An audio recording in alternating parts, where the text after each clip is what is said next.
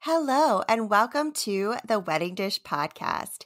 Grab your fork and knife and take a seat at our table as we dish on all things weddings. You'll hear stories and tips from real couples and wedding pros about life, love, and entrepreneurship. Let's dish. I am Sarah Alapin. I am the host of The Wedding Dish and CEO of Photos from the Harty and District Bliss. And today I have one of my actual favorite people here who I work with on a regular basis in both of my businesses. And I'm really excited to have him joining me today on The Wedding Dish because he is an amazingly talented photographer. He has an eye that I love his work. I cannot say enough good things about him. The CEO and photographer behind Chris Ferenzi Photography, Chris Ferenzi. Thank you so much for being here today. Hello. Thanks for having me. Of course. And Cluzo just heard your voice and barked downstairs, my little Frenchy bud. Yeah, I don't think I ever actually heard your dog's name pronounced. So that was like, now I know. That's the first time I've ever heard your dog's name aloud. Oh, that's so funny. He's named after the Pink Panther. I thought it was like Klaus or Klausy or something. He gets called that all the time. I'm sure he responds to it, just if there's food especially. Yeah, I mean, he is a little potato bat. Well, I'm so glad to have you here today, Chris, and I'm really excited to dish about some of the things that you have that some of my favorite things about your photography and all just to catch up with you in general, because I have missed working with you during the past couple of months. So let's dive in. It has been a couple crazy, well, more than a couple crazy months. 12 so far. Yeah. And the last time, oh no, it's not the last time I saw you in person, but we did travel to a conference together in LA. And then we shot a small wedding together, a small, safe COVID wedding. See, I don't even remember that. Where was that? It was like, it's all blur. I remember being in California, then coming home and everything just collapsed. Yeah, it was, we came home and the world shut down like that next week. I'm kind of surprised we didn't catch COVID, considering we were around 1,000. Well, at least I was around another conference, thousands of people. Yeah, it was crazy. It was crazy. And I feel the same way. I think about that all the time because everybody was like, oh, did you pack a mask? And I was like, no. I don't even knew it was happening at that point. No, I didn't either. I didn't either. It was crazy. And we were on multiple planes and in multiple airports. And I was just licking my hands with wild abandon, I was licking tray tables. I mean, that's what I normally did before this all started. I can't wait until I can do that again. It'll just be, return to normalcy for me.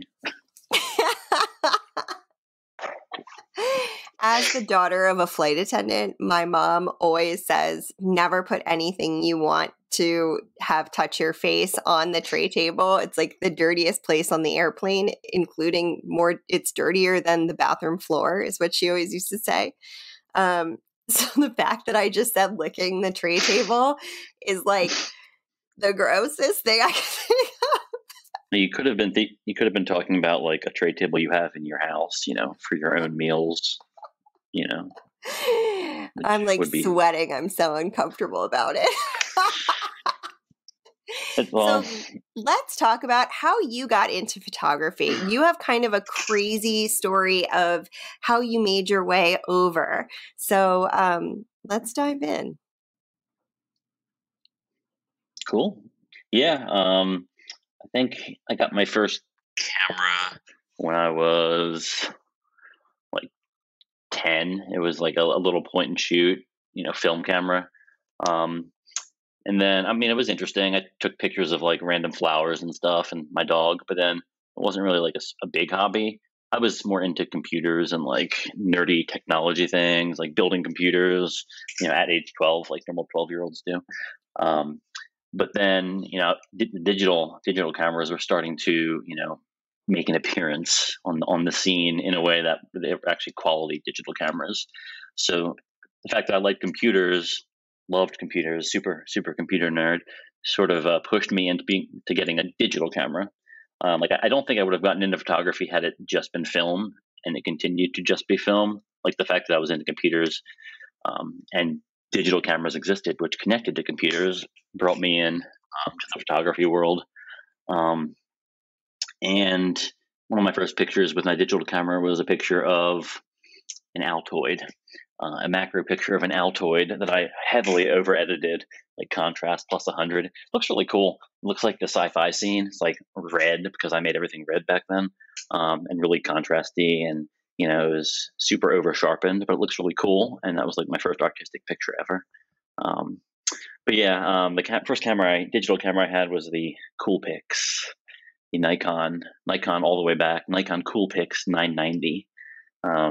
It was like this rectangular thing, and the lens was like you could rotate the lens independent of the main body, so you could keep the screen directly facing your face and then rotate the lens around so you could aim the lens at whatever you wanted.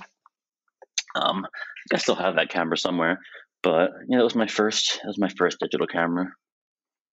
Oh, wow. That's crazy. And I have the opposite story because I started out film and I 100% would still be running a darkroom if I could be. Wow, you're like a little older than me, so you were like coming of age in the artistic world, when film was still the thing.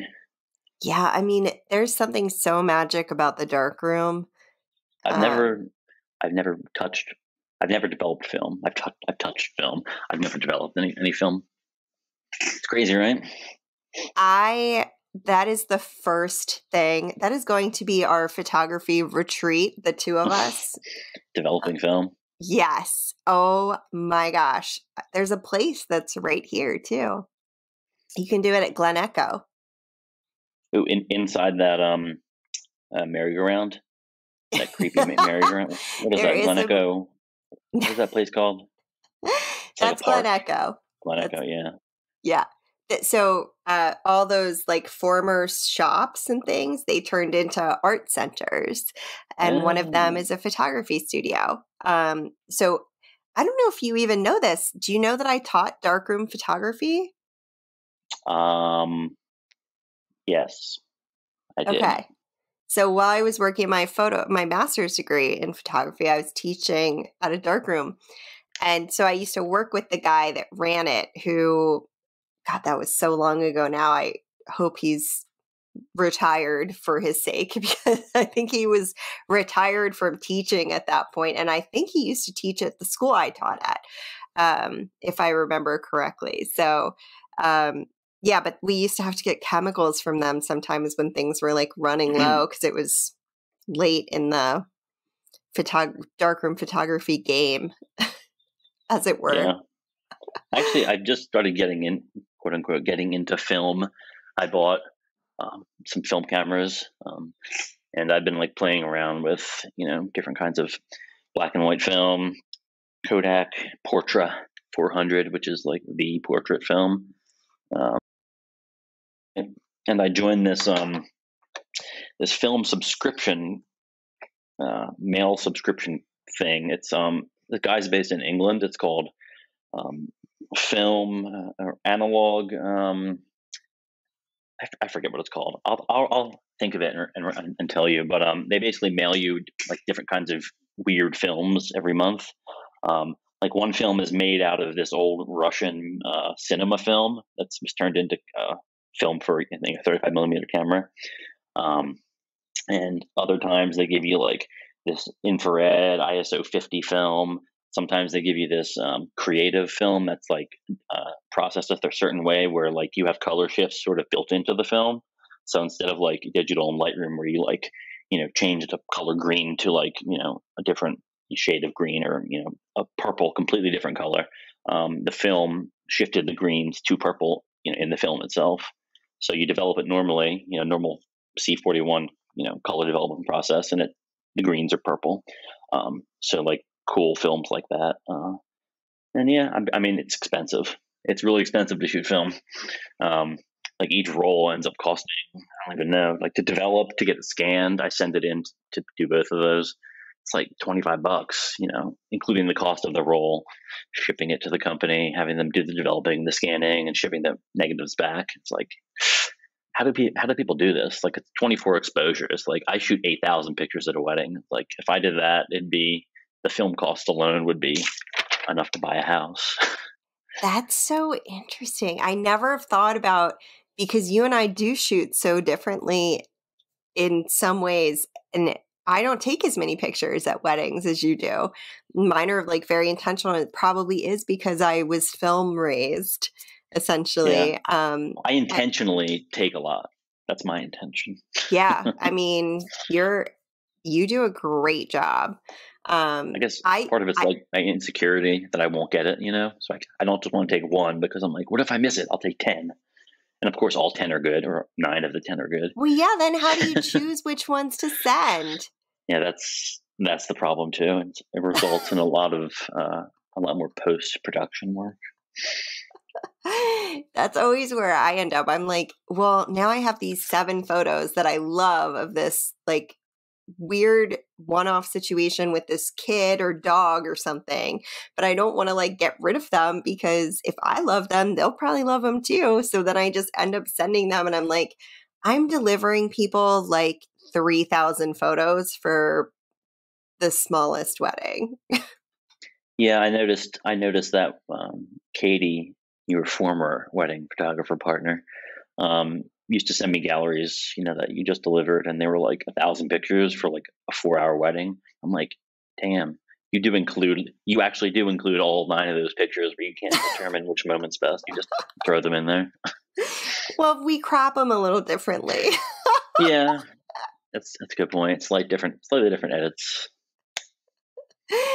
But yeah, I mean, yeah, I don't know. I guess no picture goes to waste when you're shooting film. I went through, because I love spreadsheets and statistics. I went through and calculated what percentage, like when I edit a wedding, I go through and I call them, I do a first pass, and on my first pass, I usually get them down to, like, based on my data, 30% of the original images. Like I call 70% out of that in the first pass. Then I go through a second pass, and I'm down to around 20% of the original images that I shot. And my delivery rate is an average of 12.5%. So like every time I shoot a wedding, I can sort of guesstimate how many pictures I'll deliver based on, my past percentage, like 10 to 12, 10 to 15% of the total images, depending. I have never run that data, but I am. You should. It's. I mean, I don't know how useful. Oh, it's sort of useful. It gives me a general ballpark. It also gives you like a general estimate of how much time you're spending editing, right? Yeah, I mean, I'm really, really good at. I mean, I'm sure most photographers are calling. You just like, I'm pressing the arrow, like, and then I see one. And I'm like, I pause for half a second. I'm like, I go back 2, and then pause again. And I'm like, this one. Then I'm like, and find the next one. So I can go through like 1,000 pictures in an obscenely short amount of time for the first pass. Second pass and third pass for my culling, I like to go sequentially. So cull pass 1, pass 2, pass 3, and then I go through and crop, and then I go through and color correct. Some people like to do it all at once. I'm more efficient when I'm doing one mode, each time through. But yeah, I'm with you. I can't do the parallel thing with photo editing. So what I'll do is I will I call probably 1/3 out on my first pass, and then I color correct in bulks, just so I can make sure that I can see if everything's in focus, if anything's like darker or whatever, or if there's like any that, like, for some reason the ISO went up and I didn't see it or something. And then I make sure that like I eliminate any of those, because I don't want to go back and try to find them afterward. But I probably deliver like 2/3 almost of the photos. Like, oh wow, maybe like 50%. It's high. I mean, your 50% of how many you shoot is probably, a lot. It's probably similar to what my 12.5% is of the enormous number that I shoot. So, if you Makes shoot sense. 2,000 pictures and deliver 50%, I mean, that's 1,000. If I shoot 10,000 pictures, or I have 10,000 pictures between me and a second photographer, 12, 15% of that is, not obscenely higher or lower than what you do. That's true. So, okay.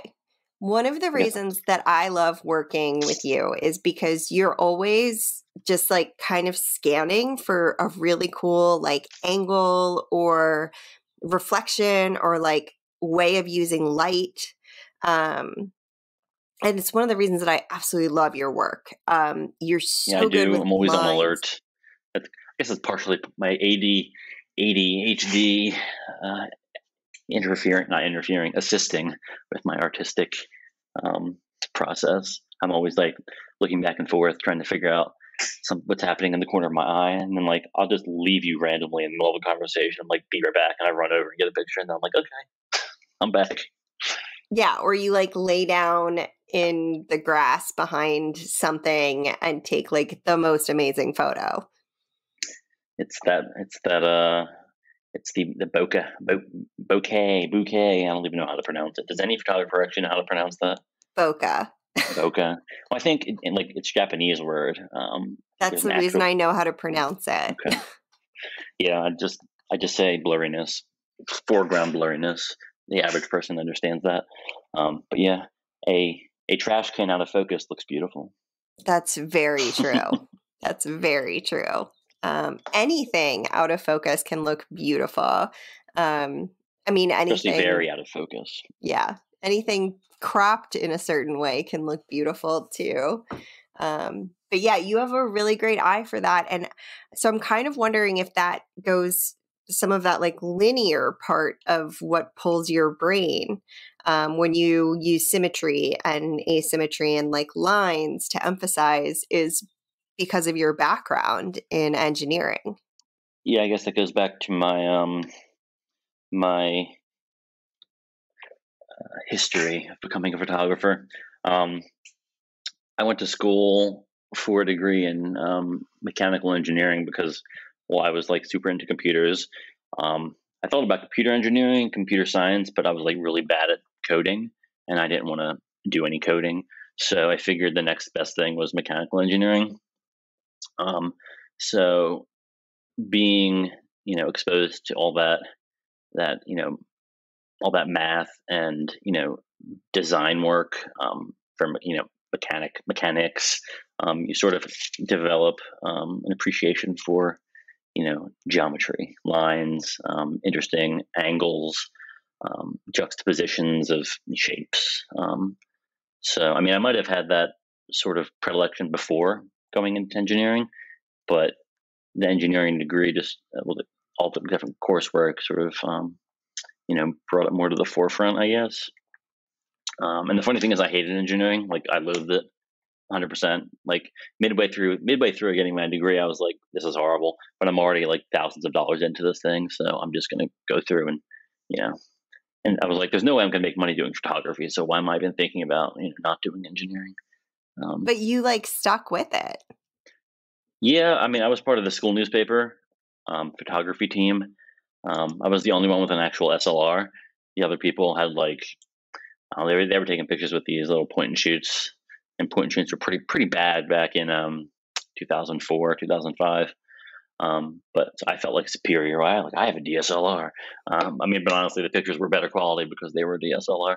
But one time we had a local photographer come and visit, give us like a little class, a mini class about photography. He worked for a local newspaper in Allentown, Pennsylvania, the Morning Call.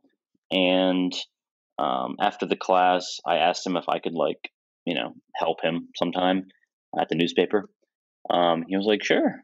You don't want to get paid, do you? And I'm like, not at all. I'm happy to just tag along and see what you do. So I did that, and then I ended up getting an internship there through him, unpaid. And I was also doing an engineering, it was in the summer, I was also doing an engineering internship at the same time, which was paid. I was doing that from 7 a.m. to 3 p.m. every day, making money. And I hated it, but I was always looking forward to going to the unpaid internship at 5 o'clock every day. I would work 7 to 3 for the actual engineering, related job. And then afterwards, I would go work for the newspaper for free, for another 6 hours. And that was like the part of the day I actually looked forward to. So I was like, oh, this could be fun. And then I asked Doug, the photographer who I met, through the class, who worked at the newspaper. He also did weddings. So I asked him if I could help, tag along at a wedding sometime and just, try it out. And I did that. And then he ended up like hiring me to be a second shooter for him for, a couple weddings. And at that point, I graduated college and moved down to Virginia for my engineering job. And I was doing weddings at that point by myself, but like 2 or 3 a year, just like a hobby. And I did that for like 6 or 7 years until finally, after like 6 different government contracting jobs, a contract I was on ended and I was out of a job. And I was like, maybe I should just do photography full time. But I was still scared. So I applied for another engineering or this project management job at that time and I got it. And it was like making way more money than I'd previously been making at my previous, contract. But I was like, I'm dreading going to this new job, like existential dread. So I was like, maybe I should not do this. So I rescinded my acceptance, which I didn't think was a thing. I felt guilty for doing it. I'm like, I'm sure they have plenty of other people lined up for this. But yeah, I was like, sorry, I can't take the job after all. And then I just did photography full time starting then. I assumed my first year would be horrible, and I was like, okay, I'm set for that.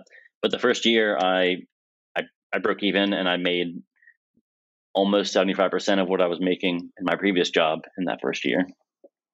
And then the second year just got better. And then the third year I was making like double what I was making at my previous job. And then 2020 came and it was like, boom, everything exploded.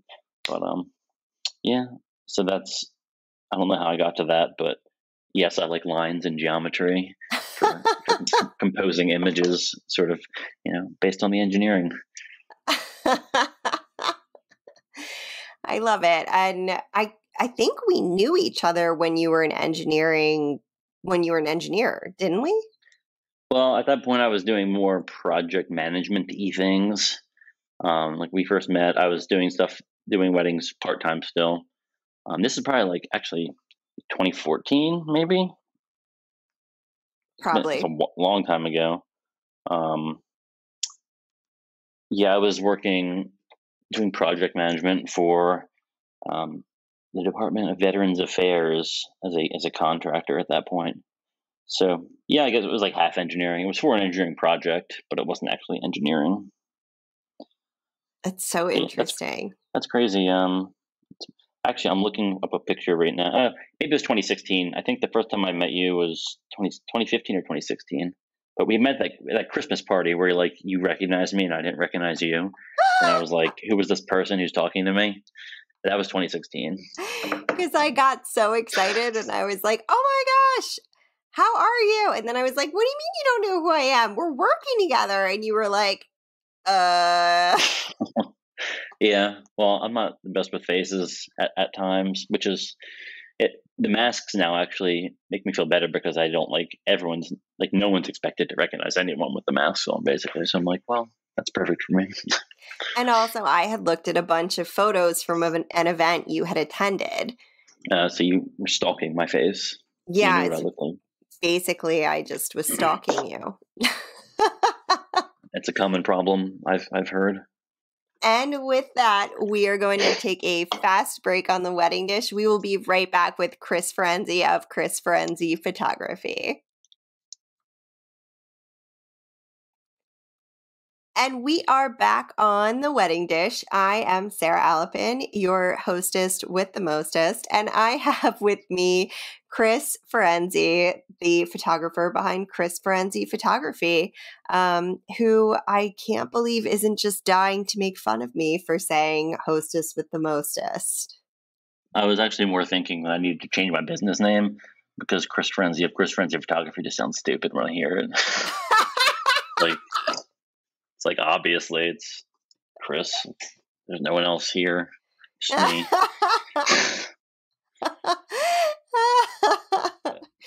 Oh boy. Well, But now that you mention it, I am judging you now for saying the hostess thing that I won't repeat. So, in case you missed the first half of this episode, Chris and I go way back. We work together. We both love each other's work. We've traveled together. Chris is throwing stuff around and trying to make lots of noise on the podcast. It's accidental. I'm fidgeting. Sorry, I shouldn't say nice things about you. Let me just sip my wine over here because I'm chilling. Oh, wow. You actually have wine. I'm drinking water, but you actually have wine. I do actually have wine. No one can tell because it's not video, but you're actually drinking a very large glass of wine. It's not that large. It's just a normal glass. It's literally a bottle. You have a bottle in your hand. That's true. And it's attached to the glass. So, it's one of those ones where it just like puffs it up into the glass. So you never run out, but your glass is not a big glass. Well, that's what people need at weddings, just to keep things going. Totally kidding. That is not what's happening. And if that exists, I would like to see it. But in the meantime, while someone finds that for us, so Chris and I mentioned that we traveled last year for a conference right before everything kind of went crazy and the wedding world shook and closed for a bit. And all of this is history. Everybody knows. But we traveled for a conference. And then from there, Chris traveled to another conference. And there were some things about it that I thought were worth exploring for industry purposes. Yes. I mean, that sounds like a good description of the situation. Yes. Nice way of putting it, I think. So I'm going to give you a bit of a lead in here and not just say, so what'd you think? Like my mom does. So Chris went to this conference. I thought many things. Many things. And while he explained he learned a ton from this conference, there was a stark absence of content that I actually was like pretty pissed about when he told me. So, Chris, what did you notice like about the styled shoots or what? I don't even know what you called them at that conference. Well, yeah, I mean, like you said, I mean, I've been wanting to go to WPPI for years, but I was trying to get someone to come with me, and no one else really wanted to go. And I was just never got invited. I guess I did know you. I don't know. I invited you in my mind, and I just assumed you'd say no. But anyway, it was on my way home. I would have gone. I never wanted to go alone. So, but I finally just decided, I'm just going to go alone. And I did. And it was good. I learned there was a lot of good content. My SEO journey started there. I learned a lot in the various SEO talks, which motivated me to get to take further courses, like full-on courses in SEO. There was a lot of non-photography stuff too, in terms of what the speakers are talking about. Some almost like psychology courses where it was how to understand the needs of the clients. So how to best serve them, as a wedding vendor, versus how to take an awesome picture or how to use this tool to manage your clients better, or lighting theory, that sort of stuff. It was more, I guess, the softer side of photography. So that was all super helpful because that's not my best. It wasn't my best area. I'm more interested in behind the camera, making the pictures rather than dealing with all the, the business stuff. But yeah, there was definitely there was something there was a distinct lack of in all these different courses and speakers that I was attending. There was very little diversity. I mean, actually, there was like zero LGBT content, and I was confused about that. I was like, surely there is, and I wasn't going to those specific, talks. I must have missed them. So I did a search through the entire agenda, and like the word gay or LGBT did not appear once in the entire agenda. I'm like, well, that's interesting. And then the more I thought about it, the more I was remembering, like, on the show floor, the expo floor, like Nikon, Canon, Sony, they were all doing like live shoots as part of their presentations, like showing off their gear. They would have two models up on their little stage, and they were all straight people. There were like no gay couples whatsoever anywhere. So yeah, that was very interesting considering it's 2020, and like probably 75% of the weddings I shoot. I mean, DC might be a unique case because it's very LGBT, but 75% of the weddings I do are LGBT, and it was just strange not seeing any of that at all at WPPI. From WPPI itself in terms of scheduling speakers and getting soliciting content, that type of content from speakers when they're going through and figuring out who's going to be at the event, and Nikon and Canon and Sony and all these big companies who are like doing style shoots on the floor with like these super glammed up straight people. It's like, this is like, it's just like they're focusing on clients that exist, yes, but like it's like it's like less than 25% of the market at this point. Like there's so many other types of people who are getting married now, in non-traditional weddings, non-traditional couples, non-traditional outfits. Even like there was always the wedding dress and the tuxedo, the man, the woman, the stereotypical wedding outfits. Like you couldn't do something like more modern, to show that there's more to weddings than just a bride in a white dress and a groom in a black suit. So that's so surprising to me. And it's been a year. It's been a little over a year since we had this first. They sent out, WPPI sent out like a questionnaire, a post conference survey, and I wrote this huge, like I spent like 2 hours writing this whole thing up, basically, what I just said, but in a lot more detail. And a lot more coherently. I thought about it a lot more. And they never responded. Like no response whatsoever. That's also, that's surprising. I mean, it's been a year and I'm still making the horrible face that I made when you first told me.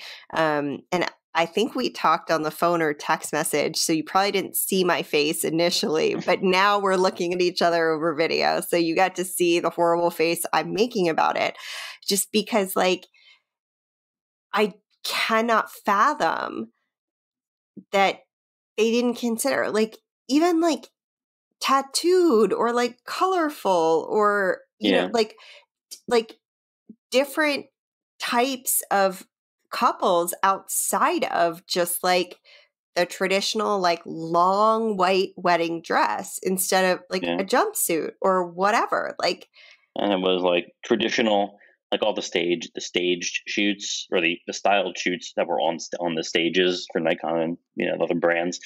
It was all like, it was such like stereotypical female pose, stereotypical manly pose. It's like the guy must be like, a comforting, strong presence, in the picture, and the woman must be very feminine and submissive in the imagery. I'm like, what is this posing? Like, what is that? Is it like 1850 or something? It's like, can women vote yet? What's going on? Who does this? Like, who teaches this as like the way to pose people? Yeah, and it really threw me back to I don't think you were photographing at this point. You may have been, but when DC passed like that, they recognized all types of marriages. We had a lot of people coming in from like Tennessee and other states who were getting married in DC because gay marriage was legal in DC. And were you photographing then? I can't remember. What year was that? God, 2012, 2013? 2013. I was still working my old, desk job. But I was doing a couple weddings every year. But yeah, I don't remember the big influx that went to DC. I mean, I was living out in Virginia anyway, so okay, I wasn't really tuned into the whole wedding, industry very much either. Got it. So we used to get asked a lot. Specifically, I used to get asked a lot. I use the royal we about photos from the Harty, but I mean myself, generally speaking, get asked about how you pose people that are in same-sex relationships. And I was like, I mean, it makes a difference to an extent, but not really. People. I mean, I pose people by their personality and how they interact with other people, as I observe them. Exactly. I don't force them into posing in ways that they wouldn't normally. Would I imagine they wouldn't normally, how they wouldn't normally, present themselves.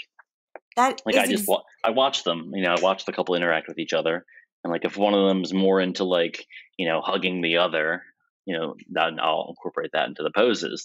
That one person will be embracing the other person more often.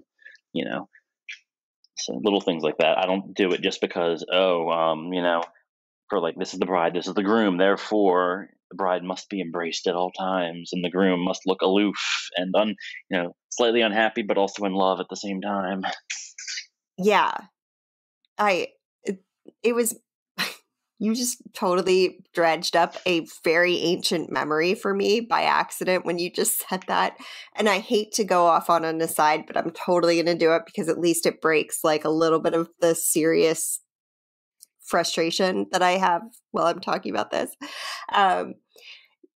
There was a dude who photographed a wedding I attended. And during the ceremony, he was wearing that shirt that was it was it had the bathroom signs of the couple, and the girl was coming across and ball and chaining the guy in this series of bathroom signs, and it was basically now and then the rest of your life underneath. Yeah. And I was like, what are you wearing at a wedding? What are you wearing? Well, that and the whole concept of that is just kind of dated. I mean, granted, this was probably in 2008, but still, that is, who thinks that's appropriate? Back to our subject. I feel a little bit better after making fun of that shirt a little bit. What was his name? Tell us what his name was. I don't even know, but I remember open mouth staring at him, and there's a photo of me sitting in the ceremony because I sit in the best seat for me to be able to enjoy the ceremony, not in the first row or anything, respectfully enjoy the ceremony when I'm a guest. It doesn't matter where it is, I'll sit in the seat that I can enjoy the most. And I am open mouth staring at him in one of the photos of them kissing or something because I saw it and I was like, and everything that I think crosses my face. It just is it's a blessing and a curse because usually I'm really happy. Chris, you know this. Usually it's good. Someone actually recently just asked me what I wear to weddings, when I'm shooting them. And I'm going to tell them I wear that T-shirt from now on. Oh, that's a good idea. So back to posing. All of that depends on the couple. Not every couple wants the veil over the head of the two of them, but some really want that. Okay, if that's what they want and it's their vibe, great. If that's not what they want, we're not going to be here, throw that veil over the two of you. There we go. Thankfully, I don't seem to attract the couples who want the veil over both their head photos. You have So, photographed some of those with me, though. with you, yes, but like me as an independent person, Chris Ferenzi of Chris Ferenzi Photography does not attract clients who like veil over double head pictures. I could see it. And I love it too. I think one of the best things to me about the way that you work is you really connect with all of your couples.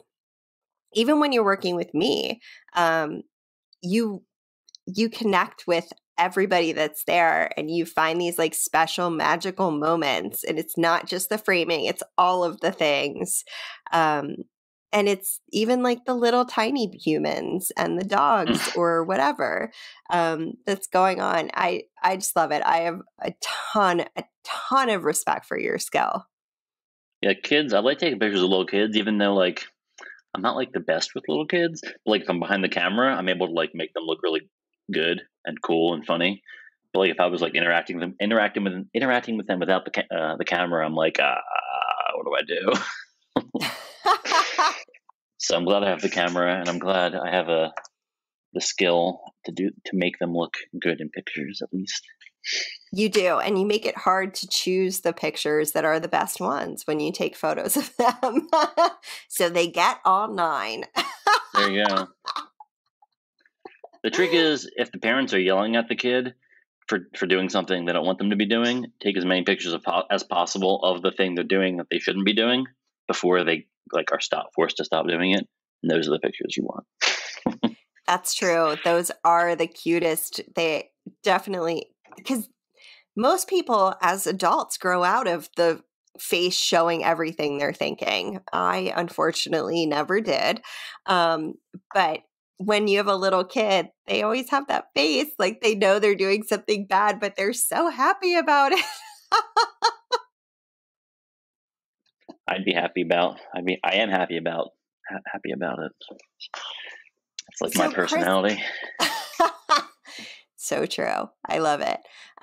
So Chris, tell me, what's your favorite thing about photographing weddings, or a favorite story you have? I guess this is tangent. Well, it's related to a wedding, but it's not really about something that happened at a wedding. It's the great battery disaster of 2011. I think it was 2011. I was living in Virginia at the time, and I'm from New Jersey, so my parents live in New Jersey. But I had a wedding the next day in Pennsylvania, so I was driving up to New Jersey to spend the night before the wedding, which was in Pennsylvania the next morning. So I left Virginia around like 9 p.m. Fully confident that I had everything I needed, to do a great job at the wedding the next day. I get to New Jersey around midnight. It's like a 3-hour drive. And before I go to bed, I'm going through all my gear, and I'm just making sure everything's charged up, making sure my lenses are, clean. Memory cards are in the camera, formatting and whatnot. And I realized I only had one battery with me, and it wasn't fully charged. And I didn't even have a charger with me. So like I'm panicking right then. I'm like, okay, where can I get an EN-EL5B battery for my Nikon camera, either now or tomorrow morning before 9 a.m.? The answer is nowhere. I could not. So I basically just got back into my car, drove 3 hours down to Virginia, walked in my apartment, grabbed 2 batteries and a charger. Within 5 minutes, I was back on the road going to New Jersey. So I got back to New Jersey at 3 a.m. and then got all my stuff together again, calmed down, slept for about 3 hours before I had to get up again and head to the wedding in Pennsylvania, which was a 2-hour drive from New Jersey, my house in New Jersey. And the wedding went fine. I ended up taking a nap during one of the downtimes. I was second shooting, so I didn't have to. I had a good amount of downtime in the middle of the day because it was a very slow going wedding. So I just fell asleep in my car for a little bit with the permission of the head photographer. I was like, I'm just going to go relax for like a half an hour, and he's like, go do it. I need you awake later. So I did that. But now every time I have a wedding, literally the first thing that pops into my mind is, do I have a charger? Are my batteries charged? Do I have more than one? Like literally every wedding or every shoot I go to, that's the first thing. I'm always like, battery, charger. Must have both with me at all times. So it's good. It was a learning experience. But it's like PTSD ingrained in my mind, like the darkest night of my photography career. Oh my God. I can only imagine how that would have been for you. And that's how I feel about syncing my cameras. I have learned the hard way so many times about syncing the cameras. The trick is to make sure the AM and the PM are synced too. Oh, I shoot on military time. So you know for sure that it's synced. It's amazing to me that these cameras somehow lose minutes of time just like in the course of a week. Yeah, they're like, really like you can't sitting around losing time. Like you can't not have that happen. It's like 2021. Make that not happen. Maybe it's like Toy Story and they're just like having fun and we don't know. It's true. Or maybe like one of them's closer to a very large gravity well and time is actually moving slower. Like literally moving slower. So, or faster. And that's why the clocks are slightly different. I mean, it's relativity. It's general relativity. It's, it's been proven. So I mean, I get it. This is just one of my theories about why cameras do not stay in sync. Oh my God, Chris. You are one of my favorite humans. I really appreciate you being here. Where can people find you on Instagram and on your website? Well, they can find me, Chris Ferenzi, of Chris Ferenzi Photography at www.chrisferenzi.com. That would be my website. And on Instagram, I'm still using the screen name that I had. Screen name, that sort of dates me. My internet handle, it's Chris Delta. I created it in like 1995 based off my name, Chris, and Delta, as in the Delta Quadrant, which is where the Starship Voyager on Star Trek Voyager was stranded. So I was Chris Delta. Before then, I was Neelix 1029. I don't know where 1029 came from, but Neelix was a character on Voyager.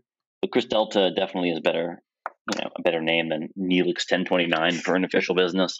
Even though Chris Delta isn't like the most professional thing, at this point, I'm like, if I change it to like Chris Ferenzi or Chris Ferenzi Photography, all the old tags will be broken. It's like, so like it doesn't. It's not that big. It's not that big of a deal. It seems like you should just change your business name to Chris Ferenzi at Chris Delta Photography. Yeah, Chris Delta Photography. Someone actually recently thought my last name was Delta, and I'm like, no, but that would be interesting. Yeah, so that's like that's where you can find me. Long story short, chrisferenzi.com and Chris Delta for Instagram. And we will tag you, and we'll, of course, be sharing some of the amazing photos that Chris has taken over the last few years. Definitely a talented photographer for everybody to keep an eye on. And definitely only share pictures from the last few years, because before then I was horrible. No, you weren't. Horrible, beyond horrible. Just like everything was magenta for some reason. I had a magenta phase where I'm like plus 50 magenta on everything. I don't understand that, but it was a thing. I don't know. You photographed me several times, and yes, and you were very magenta. Was I? I don't know. I'm just saying things, but I do tend to edit towards the magenta side, unrelated. I mean, I do have red hair, so I am naturally a little bit more magenta. Yes, that's true. I did actually post a photo that you took today, in real life today, not when this episode drops, on District Bliss events, about where people post events. What from picture? Way back. It's of Katie and me. Katie from Paw Inclusive, who is one of our other favorite people. Who also conveniently does pet sitting at weddings. She does. And wrangling. Pet wrangling. All weddings should have everyone's pet should be there, and there should also be a pet wrangler, which is Katie. By the way, sorry, again, aside, my neighbor hired her for pet wrangling at the wedding and also to take care of the dog while they're on their honeymoon. And they're going to do like a mini away weekend this weekend to test it out. So Katie will be in my neighborhood. It's exciting. You can let her take care of your dog too. Klaus. I'm surprised you never realized he was named after the Pink Panther. I watched the Pink Panther cartoon, and I was just really into the Pink Panther itself. It was like I had a little figurine of the Pink Panther looking thing. Please go back and watch the Peter Sellers Pink Panthers. But I like the cartoon. I like the actual pink, cute looking panther thing. I mean, I fully support that. I had a stuffed animal version. It was adorable. Clouseau has many Pink Panther stuffed animals, and we fully support that. But you will completely understand why he is named that, because that is absolutely his personality. He is a hot mess express investigator. I will consider it. So you can find Chris at chrisferenzi.com, and we'll link to him, of course, and at Chris Delta. You can find us at the Wedding Dish Podcast, or visit our website at theweddingdishpodcast.com, and you can read our show notes. We are committed to accessibility, so you can get our transcripts. You can apply to be a guest like this guy over here. And we will be, of course, bringing you all kinds of juicy wedding tips and tricks from all kinds of amazing humans. So I will catch you all next week. Please follow, rate, and review if you haven't already. And have a wonderful rest of your day. Cheers, everybody.